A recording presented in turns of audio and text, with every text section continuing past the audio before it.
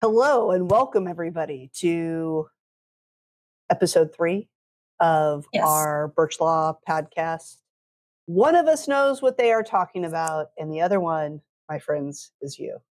So we were talking last time. This wasn't actually what we were going to talk about this time, but we were talking last time about probate and probate court and all the things about it and what you get into and how it can be messy, how it can be made smoother. And then we just got to talking and where did the time go?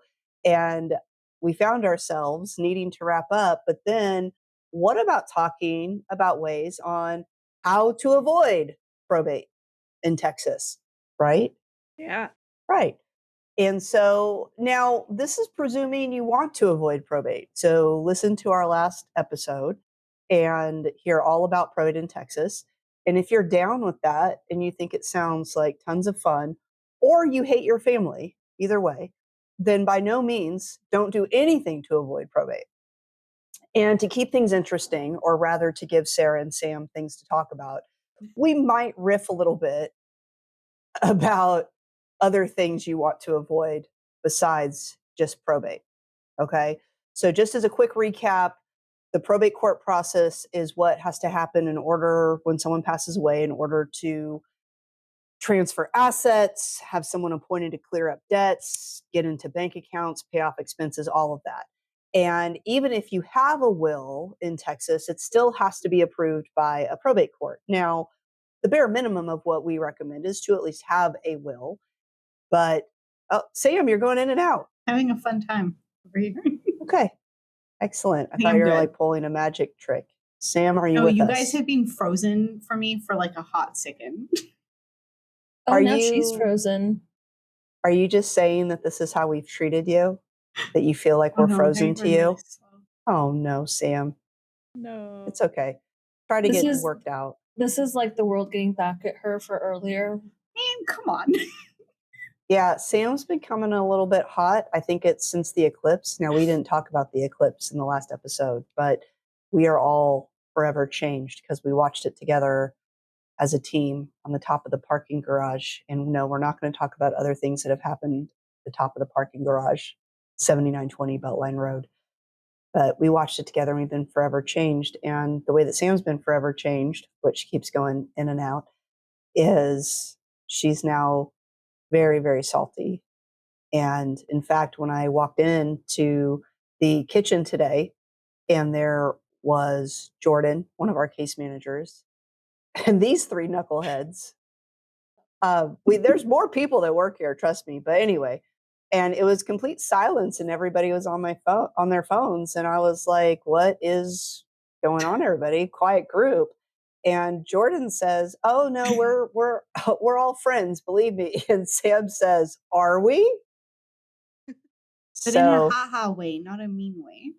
Listen, it sounded spicy and all of us were like, whoa. In the words of you, whoa. Well, I was hurt, Sam. Were you? You did not act like this. Well, how can we ever tell if she's feeling feelings? That's actually true. You know what? That would be so fun, is to get a t-shirt that says all of Sara's moods. And it's just angry, sad, happy, anxious, excited. And it's just the same face. Yeah. Yeah. I think that'd be fun. Who'd wear it? I would wear it. Sara would. I have to warn you preemptively, Sara, about wearing a shirt with your own face on it, because when I ran for Congress, one of the versions of the campaign shirts is my face saying Lorie Burch for Congress. And, you know, you do so much campaigning, you go to so many events, like you just don't think about it. And I was at a Starbucks and I was putting creamer or something into my coffee. And on the other side was a guy sitting there, and he looked at me and he looked at my shirt. He looked at me and he said, is that you on your shirt? And it kind of hit me. And I'm like, yeah, it is. And I never wore that shirt again. True story. So anyway, Sam, if she sticks it out with us, but certainly Sara and Sam, they've put together some other things you may want to avoid besides just probate. But as I was saying, a will does have to go through a probate court process. It's made much easier, much quicker, much faster, much less expensive. And the most important part is you get to make your own decisions rather than the state of Texas making those decisions. But it's still, this day and age, it can still cost several grand for court fees, and it can take a few months before you can get started, meaning counts are frozen, things are locked down, can't sell or transfer a home, all of that good stuff.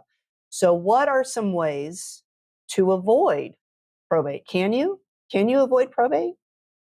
Yes, you can. Yes. I'm glad all of you know that. But we know that, but others don't, do they? What are some ways to avoid probate? Blank stare. Like, are we going with It's okay. real way It doesn't.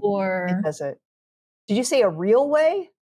Yeah, because I did some research earlier. Yeah, I mean, no. And fine. So earlier today, I did some research and found some ways. This is just going to happen. What to avoid dying. Which, if you die, you have to do some sort of process, or we'll get into that. So, I just love the look on Lorie's face. Just waiting for it to be over. Go ahead. Yeah. So I did some research earlier, and people have tried the Fountain of Youth, Elixir of Life. Merlin was trapped in something. Has anybody tried Resurrection? Oh, there was that one time. Well, and also if you want to go into Thank you, Sara. There are those who never mind. Let's just keep going. This was about estate planning.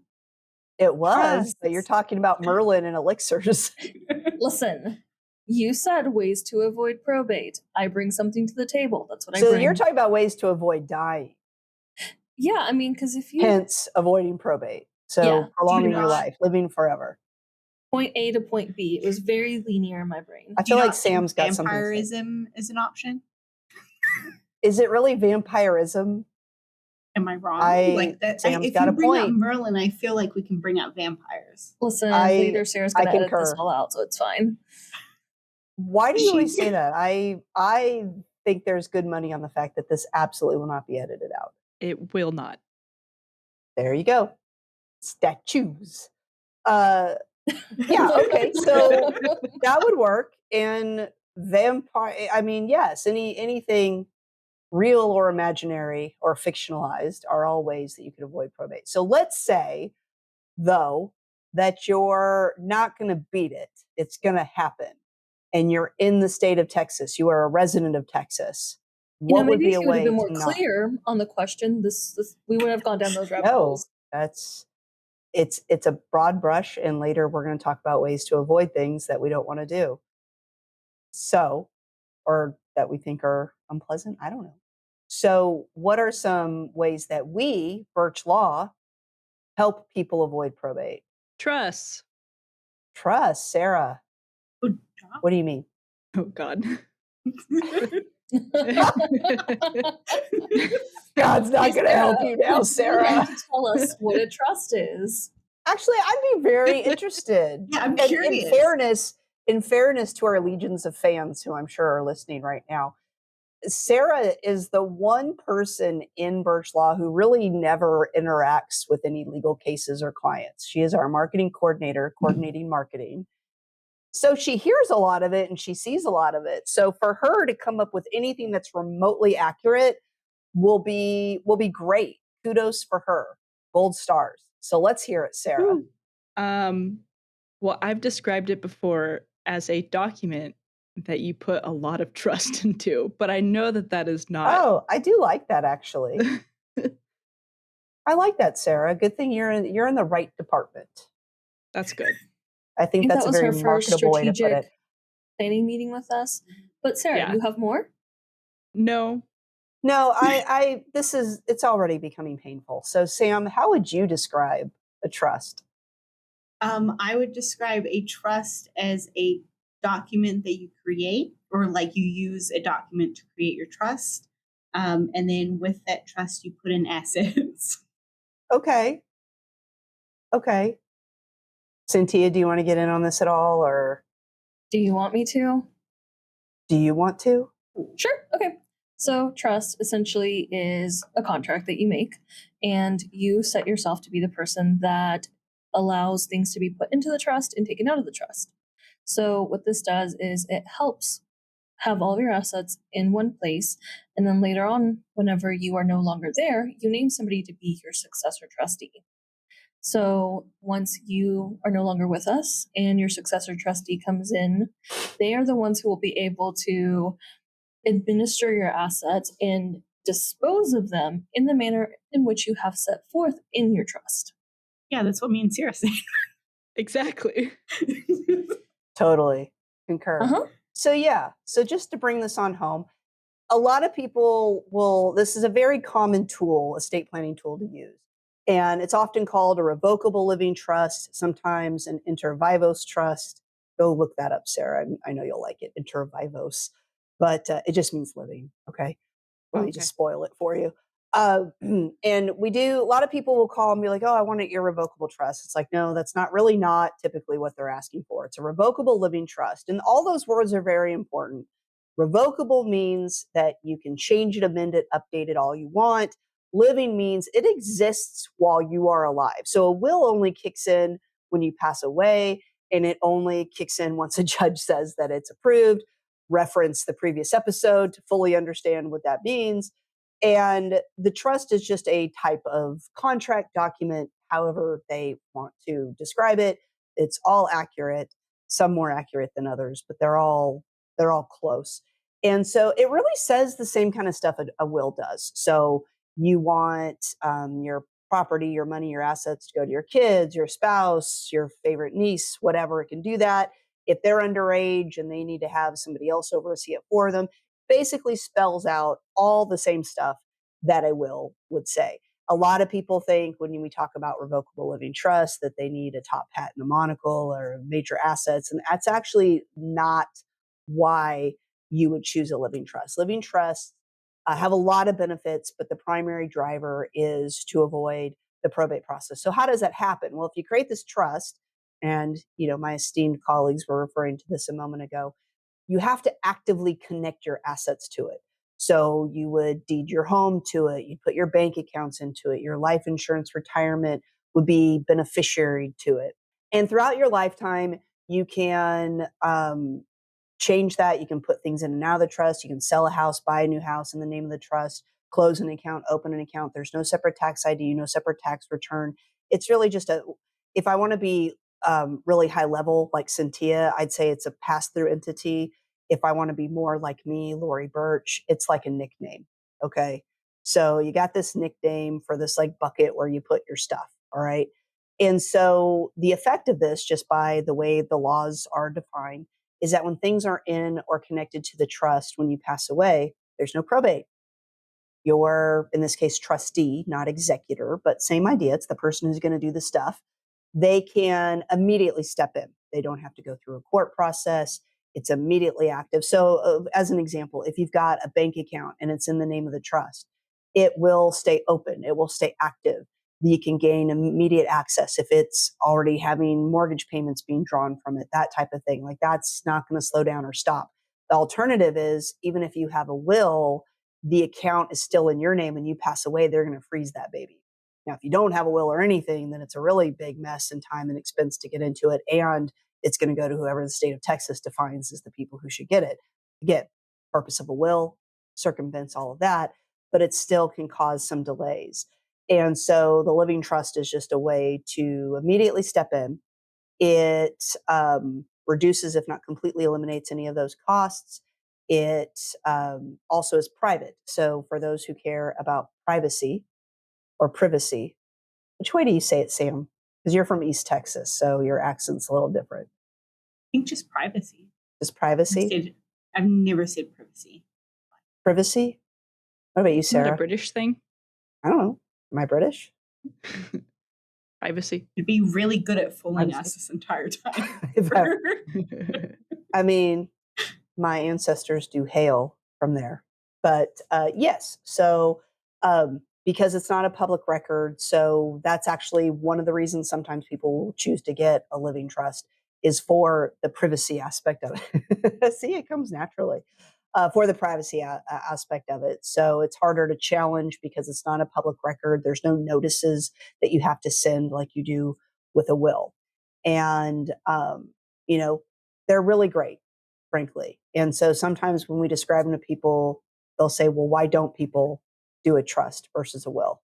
Why is that? Why do y'all think that is? Blank stares. Why would somebody choose a will plan versus a trust plan? It's easier.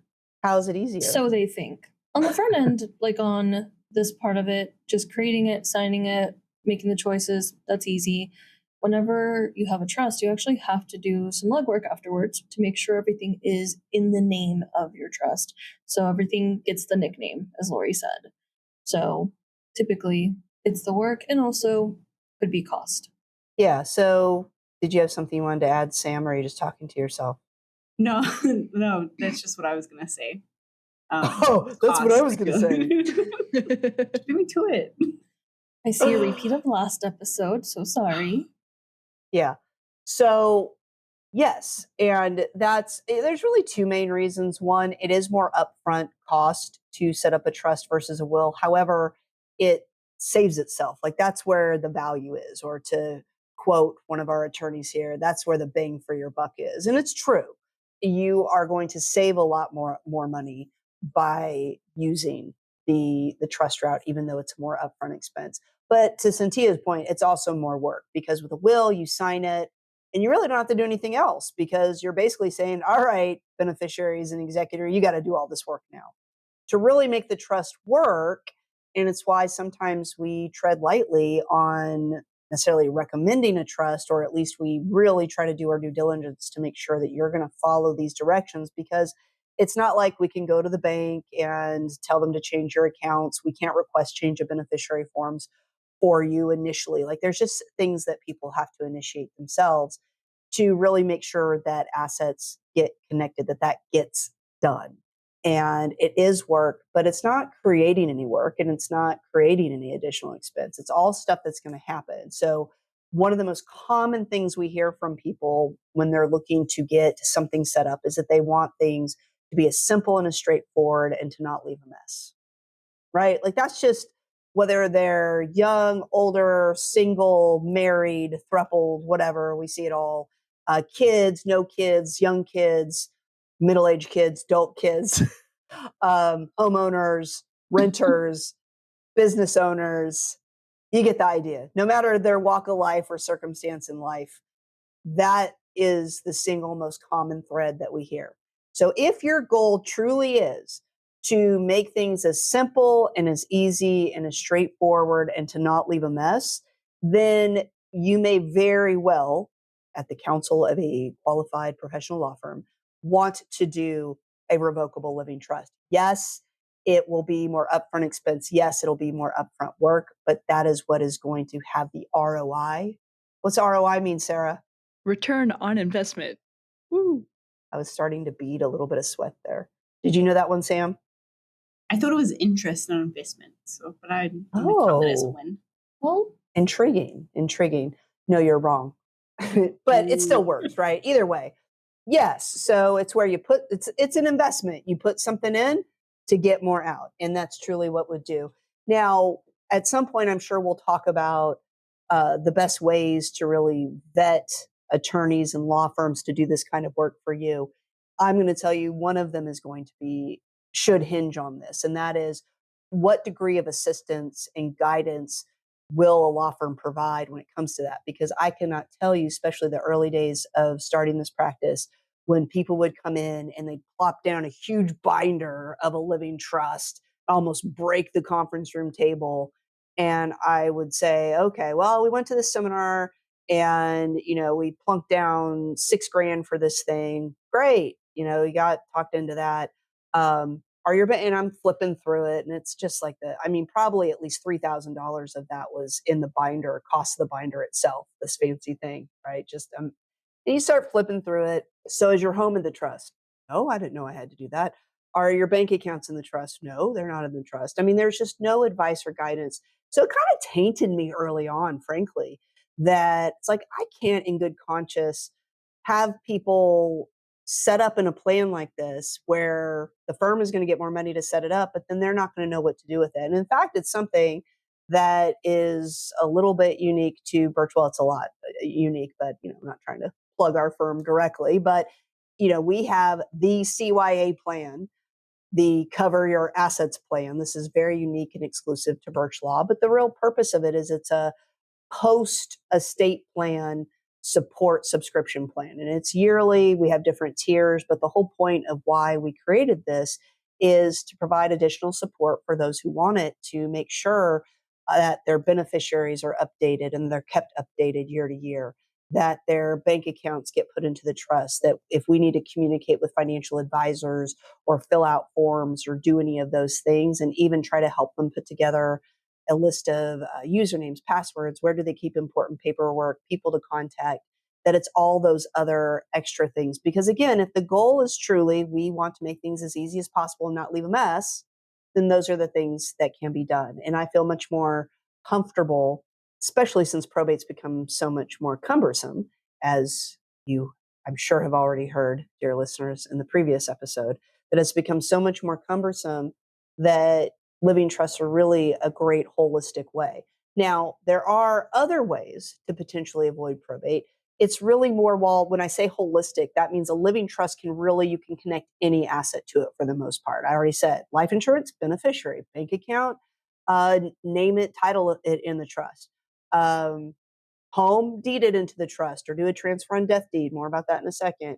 Car, you can retitle it or do an assignment. Businesses, you can assign. Like it's a holistic thing, just like the way a will is. A will is basically whatever I've got when I die goes this way. The other benefit of a living trust, though, and let me mention this before we move on, is it also, because it's a living document, it can also help if you become disabled or incapacitated. It can help prevent the need for a court-appointed guardianship for someone to oversee things for you, because the way it's designed is that your successor trustee that you've named can step in your place and oversee those things more smoothly, and to avoid an expensive, time-consuming, and public guardianship proceeding.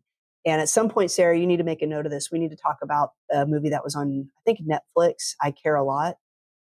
But I'm going to have you all watch it first. And it's all about guardianship. And of course, it's dramatized and fictionalized. But I'm telling you right now, doing this for as long as I've done it, like that stuff happens.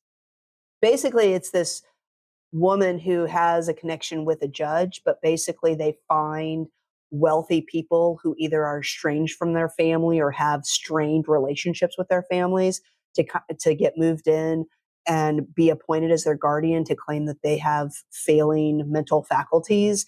And then there's a relationship kind of with the judge where the judge will kind of greenlight these things. So basically where this third party can be appointed guardian to oversee money for wealthy people. And it's a very interesting story, but that is something that we actually do for our clients. This isn't just about living trust, but we also do an appointment of guardian. So if something like that did happen, so if these were Burch Law clients and I Care a Lot, it wouldn't be able to happen, because they would have a document that says, no, mom already appointed me as her guardian, and don't even think about it.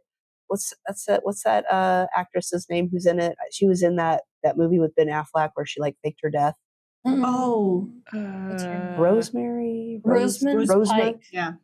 Rosamund. Yeah. I think Wrong that's who stars in this. No, it is. But anyway. I have it pulled up. Okay. Yeah, no, it's good, disturbing, all of the above, which is hopefully how our podcast will be described. Nice. So there are other ways to avoid probate, but they're more specific to types of assets. So with a home, you could do things like a transfer on death deed, where it says, when I die, I want my home to go to my daughter. And then you record it in the county records, and that will take care of the home. There's also things in Texas called a ladybird deed. And that's just a cute little expression for what's called an enhanced life estate deed. And it's basically a good way if you've got concerns about Medicaid going forward, where it can actually help avoid Medicaid from being able to claim reimbursement from the house once you pass away. And it also avoids probate. You can put beneficiary designations on life insurance, retirement investments. You can also go to regular bank accounts and put TODs, PODs. That means pay on death, transfer on death. Funny story, not so funny. Maybe I should save this for our next one because I know we're going to talk about banks. I need to. I will tell this story again because it's worth hearing repeatedly. But we have a Facebook page for Texas probate attorneys, and I saw on there not too long ago where someone had issues with a bank saying that you can't put a beneficiary on an account; you can only put a POD. And it's like I'm trying to think of a comparison to what that's like. It's just it's one and the same. Like a POD, a payout, that's like a type of beneficiary, you know? So anyway, more about that perhaps next time. And anyway, so there are other things now. Please keep in mind, none of this is advice. It's general information. All of this really should be determined with a qualified estate planning lawyer that you are meeting with that knows your circumstances, your goals, and your wishes. Because one of the biggest mistakes you can make, for example, with what I just said, is if anybody is a minor child, like you should not be directing or naming things to go to them. That's a big, big, big mistake. But those are some potentially good ways to avoid probate depending on your circumstances. Am I leaving anything out? Like legitimate things? No, No. Okay. it's fairly straightforward if you do the things, if you are properly advised. That's kind of like the whole crux of this. Absolutely. So speaking of things you want to avoid, I think probate might not be the only thing. I think Sam and Sara have a list of things that they wanted to talk about to avoid. Take it, ladies. What you got? Do you want to go Sam, first you or can do you go. want me to? Okay. So we have a list. There's 6 things on it this time. Okay. We came up with this together instead of separately for once. Physical fights, because we have seen that happen. We mentioned it last episode where Morgan had to kind of break up our client and her stepsisters from fighting in the courthouse after their hearing.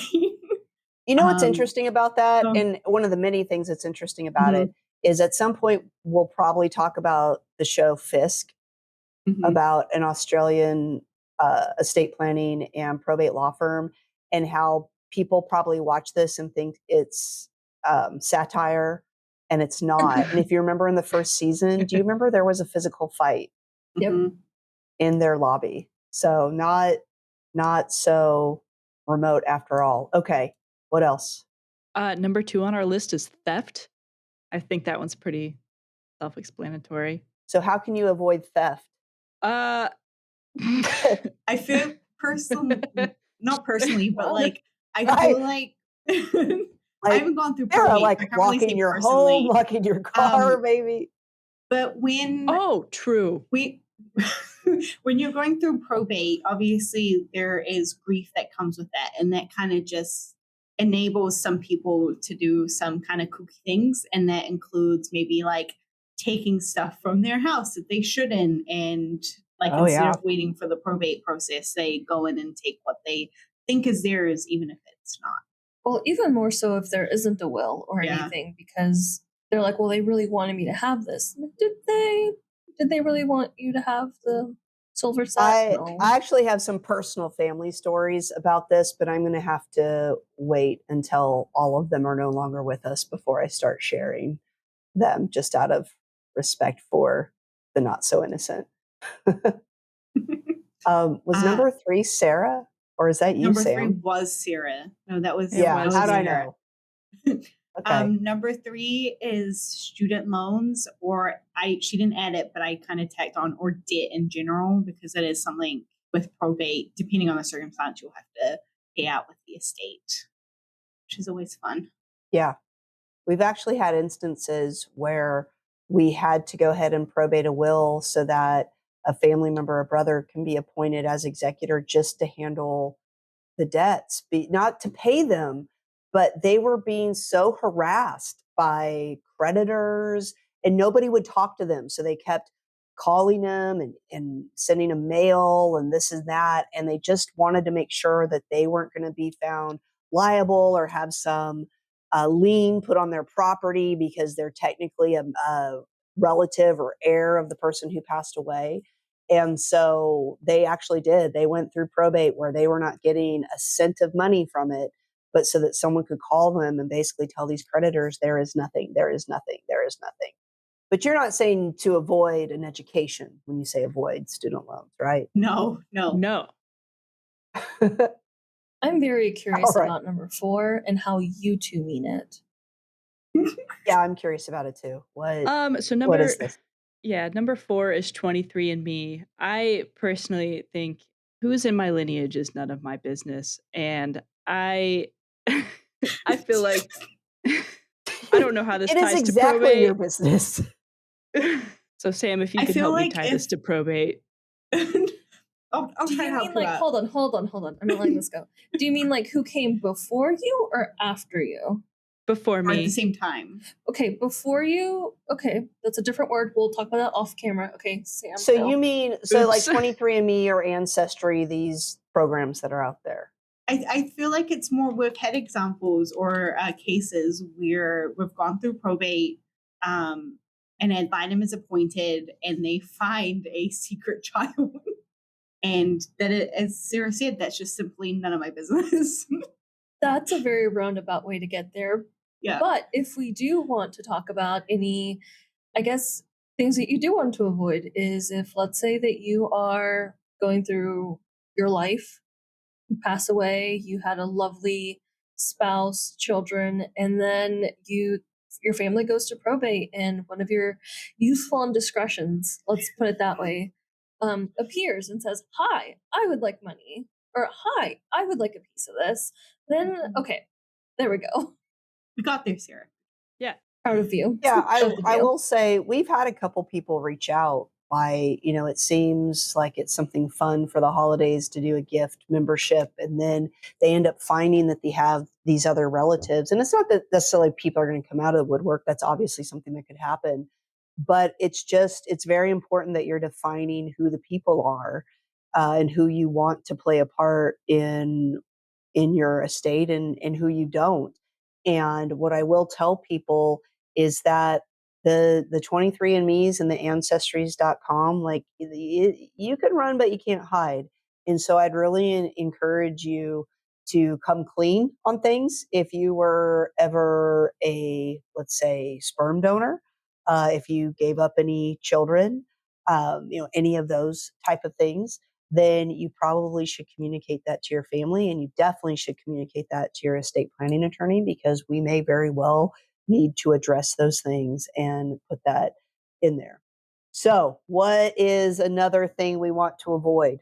Okay, so our fifth one is want to avoid to not see your great aunt Mildred that you haven't seen in 15 years. Because, with probate, she, as we put it, might get a piece of the pie or whatever. So if you don't want to see like family members that you haven't seen in a few years, that, because when somebody passes away, they, like you say, kind of will come out of the woodwork sometimes. So another way to avoid That is one of the most socially anxious, introverted things I've ever heard. And that's coming from me. Like, that's even too far for me. Like, you're saying to avoid having to see family members that you haven't seen in a while, you should have more like family members that might be. Do you want me to fix this? Yeah, sure. Okay, Go ahead, great. please.